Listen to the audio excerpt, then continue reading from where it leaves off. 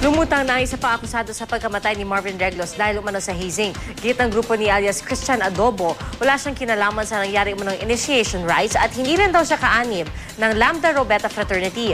Mula sa Maynila, may ulat on the spot si John Consulta. John? Pasado alas 10 nga ng umaga ng kulang sa 20 member ng Gamma Delta Epsilon Fraternity at kanilang mga abogado ang nagtungo dito sa NBI-DID.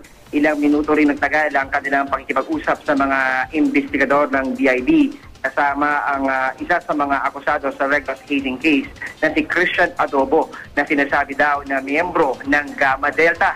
Ayon sa kanilang tagapagsalita na si Attorney Galileo Angeles, legal counsel ng Gamma Delta Frat, ay pumunta sila sa NBI para linawin na hindi sila sangkot sa pagkamatay ni Reglos. Ibang fraternity daw sila at nabibilang ang kanilang mga miyembro sa Gamma Delta Fraternity na nakabase sa UST.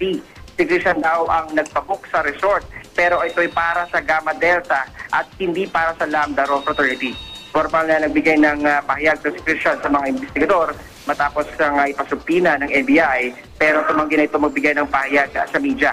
Nang tanongin ng GMA News kung bakit ngayon lang sila lumutang at maging sa pakiusap ng pamilya Reglos na huwag nang guluhin ang kaso, sinabi ni Attorney Hindenburg Barrios, Pangulo ng Gamma Delta Epsilon Alumni, na hindi sila nagko-cover up para sa Lambda Rho at ang nais lang daw nila ay ituwid ang mga pagkakamali sa mga isinagawa raw sa investigasyon. So yan muna ang pinakasariwang balita mula pa rin dito sa Manila. Balik muna sa iyo, Pia. Maraming salamat, John Consulta.